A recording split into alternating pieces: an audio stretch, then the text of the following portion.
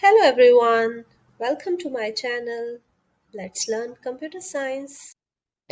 Hello everyone and welcome back to another video.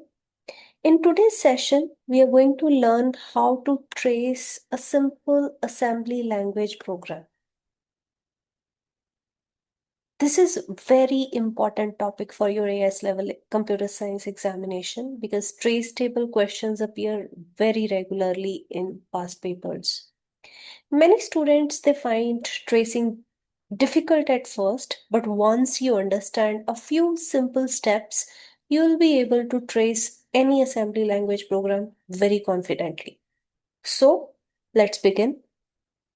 First of all, what exactly is tracing?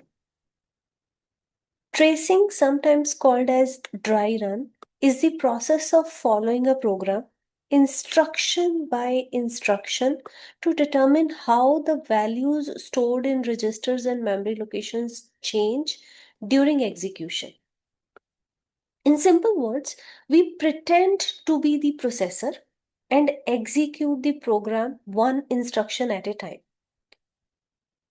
Tracing is useful because it helps us to check whether the program logic is correct, find errors in the program, predict the output produced by the program, and understand how assembly language program instructions they work. To record these changes, we use something called a trace table.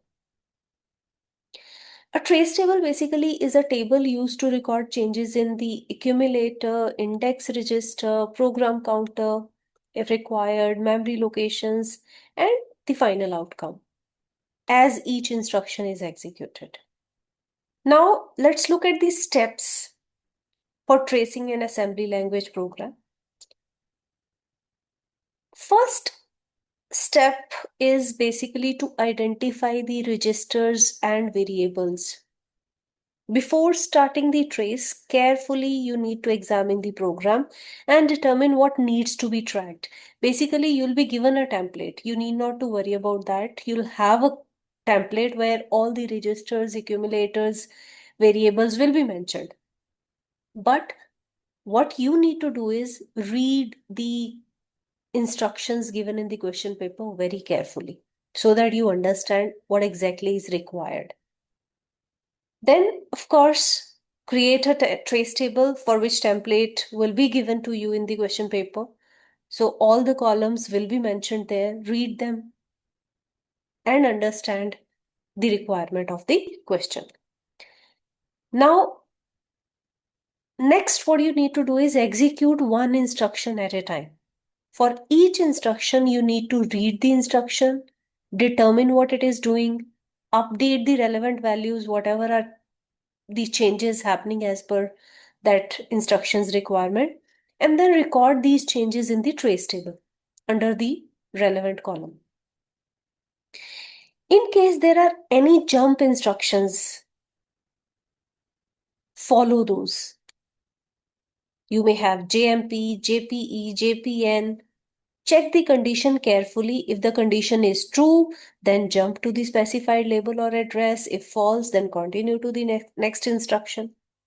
And then you need to continue all these instructions until end is reached.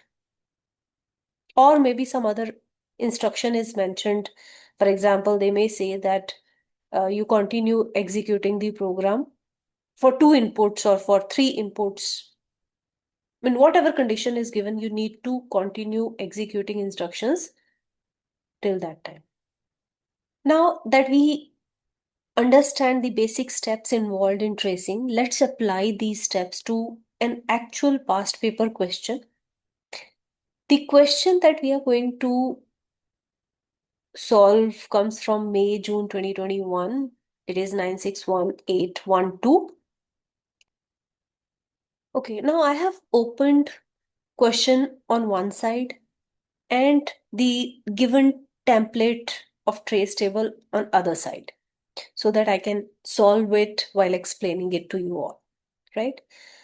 So what's the question?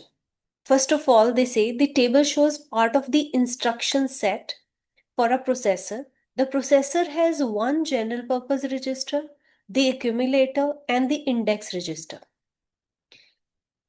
This is the instruction set. Here, all the instructions are explained. Their meaning is explained here. And here also they have mentioned that hash denotes a denary number. So that also you know that wherever there is a hash sign, that means there is a denary number written after this. Then the current contents of the main memory and selected values from the ASCII character set are, so they have also given main memory content, that where each instruction is saved. So first instruction is in, which is saved at memory address 70, then CMP 71, and so on. And at 100, they have saved 68, at 101, 65, and 102, 100. And here is the ASCII code. So character A, its ASCII code is 65, B 66, C 67, and D 68. Okay. Now, what they are saying in the question is that complete the trace table for the program currently in the main memory. This one, this is the program which is in the main memory. When the following characters are input. So, this is the input instruction, and they are saying you need to trace the table when the following characters are input. So, when user enters A, and then when user enters D. Right? Then they say that do not trace the program any further when the third input is required. So that means you only need to execute instructions when A and then when D is inputted by the user. And you need to stop when the third input is required. Understood? So first requirement is that you read the question very carefully. Each instruction you need to read very carefully, meaning of the instruction, and when to stop, that requirement you need to understand. In this case here, they have written, you do not trace the program any further when third input is required. So that's our stopping condition, right? So let's start. This is the trace table which is given. I have opened it here side by side so that I can show it to you. And instructions are opened on this side. So we can read instructions from left hand side and we'll be solving the trace table on right hand side by side. Both the things will be opened. All right, now let's have a look. What is the first instruction? So first instruction is in, which is at memory location 70. So how to start trace table? First of all, they are saying instruction address you need to write here. Whatever accumulators values you need to write here. And whatever is stored at memory address 100, memory address 101 and 102 is mentioned in these columns. As you execute each and every instruction, the values, whatever you're getting for accumulator or for memory addresses, you need to mention in these respective columns. All right. So as we are starting with first instruction, which is saved at memory location 70, so you need to start from here. Memory address 70 you're starting. And here they have already written whatever is saved in memory locations 100, 101 and 102. So 68 is at 100, 65 is at 101 and 100 is at 102. First instruction says in. Now, if you remember what's the meaning of in instruction, very good. Otherwise, you can read it from the instruction set that in means key in the character and store is its ASCII value in accumulator. So if you look at the question, first value to be inputted is A. So if in instruction is here, it is saying that key in the character and store its ASCII value, and A's ASCII value you'll get from here, which is 65. So that means when in instruction is executed, memory address that we have to write is 70, and in the accumulator we have to write 65. Why 65? Because first instruction is in, and in says key in the character and store its ASCII value in accumulator. So key in the character, we are entering character A, its ASCII value is 65, and 65 goes into the accumulator. Simple, right? Next memory address is 71. So we will write here 71. 71 says compare 100. Now, if you remember compares meaning, very good. Otherwise, its meaning is written here. So compare says compare the contents of accumulator with the contents of the address, whatever address is written along with the compare instruction. So here it is compare 100. So that means whatever is mentioned at memory address 100, you need to compare it with whatever is saved in accumulator. So are they same? We are comparing them. They are not. 100 has 68 and accumulator has 65. So that means our compare instruction, result of it is false. So after 71, next instruction is at 72. So we go to 72 here. We are not writing anything here because we are just comparing. So we compared at 71, and then 72 says JPE 80. Now JPE means following a compare instruction, jump to address if the compare was true, but our comparison was false. So we are not going to do anything as part of 72, because 72 says jump to 80 if compare instruction was true. So we are not doing anything followed this. We are just simply going to the next instruction, which is 73. So we are writing here 73. Now 73 says compare 101. So whatever is in 101, compare it with whatever is in the accumulator. So are they same? Yes, they are same. Accumulator has 65, 101 also has 65. So our comparison is true as part of 73. Our comparison is true. So after that, at 74, it says, we have to go to 74 first, and it says jump to 76.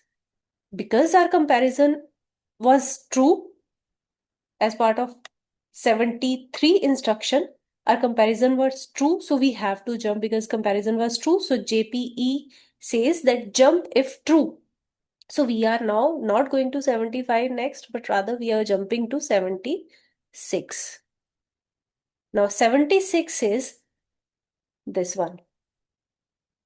76 says load 102. So what is the meaning of load instruction?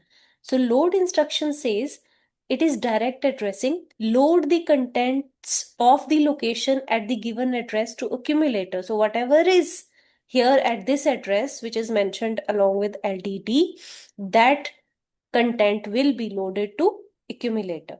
So it says load 102. So whatever is here at 102, which is 100, that goes in accumulator. So accumulator's value is changed. So now accumulator has 100. Next comes 77. 77 is INC accumulator. So INC basically is increment. So increment means change or add 1 to the contents of the register, whatever register is mentioned here. So here it is mentioned accumulators content to be incremented. So write 77 here, and accumulator contents are incremented by 1. So it is now carrying 101. Next instruction is 78. 78 says STO 102.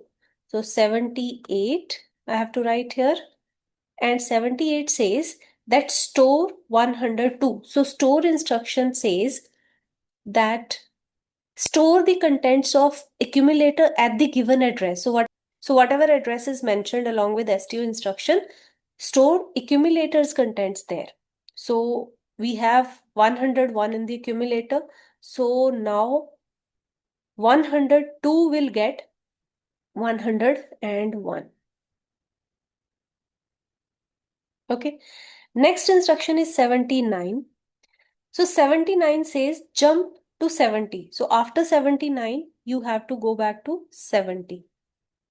70 is again IN. So you have to key in the character. You have to enter one input. And next input is D. So D, its ASCII code is 68. So that means 68 goes into the accumulator as part of 70. So here you will write 68. Okay. After 70, now again you have to go to next instruction, which is 71. So you write here 71. Now 71 says compare 100. So you have to compare whatever is there at 100, you compare it with the accumulator. So 100 has memory address, 100 has 68, accumulator also has 68. So comparison is true. So next instruction after 71 is 72. So 72 says JPE 80. So if your comparison is true as part of the previous instruction, then you jump to 80. That means I have to go to, because comparison is true, so I have to go to 80 after 72. So 80 instruction, it has this. So 80 says LDD 102. So LDD means, we have already done it. LDD means direct addressing, load the contents of the location at the given address to the accumulator. So whatever is at this address 102, load it into the accumulator. So 102 has 101. So as part of our instruction 80, here goes 101. Okay, so next instruction after 80 is 81. So we have to write here 81. 81 says decrement accumulator. So whatever is in the accumulator, decrease its value by 1. So it becomes 100. Then next instruction is store 102. So 82. Next instruction that we are executing is at 82. So 82 says store 102. So store means, if you read here, store means store contents of accumulator at the given address. So store whatever is in the accumulator at memory address 102. So accumulator has 100. So now 102 gets 100 as a result of executing instruction 82. After this, 83 says, so we have to go to 83. 83 says jump 70. So then again we are reaching here. So here you have to write 70. But if you remember, in the question they said do not trace program any further when third input is required. And here when you are jumping to 70, 70 is saying in. So in third character is required to be entered. So we are stopping here, because program condition is that do not trace the program any further when the third input is required. So our program execution ends here. Okay. Let's have a look at the marking scheme and see what they say. So this is the marking scheme. They say 1 mark for each shaded section bullet point. So they have divided marking scheme into these shaded portions. 1 mark for this, 1 mark for this, 1 mark for this, and 1 mark for the next shaded portion. So let's compare. So yes, 70 to 74, 1 mark we are getting. So next is 76 to 79. So 100, 101, 101, correct. So we get 1 mark for this shaded portion as well. Next shaded portion is starting from 70, ending at 72. And here, this is 68, which is correct. Next shaded portion is from 80 to 70. 80, 81, 82, 83, and 70. 101, 100, which is correct. So we get full marks for this question. Easy. I hope you all understood. All you need to do is take another question paper, practice it, read each and every instruction carefully, execute it the way processor reads each instruction and executes it. Compare your answer with the marking scheme. I'm 100% sure you'll be able to solve it. All the very best. I hope you have understood this concept. So that's all for today. You have learned how to trace an assembly language program. And remember, this is really, really an important concept from exam point of view. Every other paper, it has a question based on this topic. And you'll only understand when you practice. So keep practicing, keep revising. And if you found this video useful, do like, share, and subscribe to my YouTube channel, which is CS with SKS. I'll see you in the next video. Till then, take care. Bye-bye.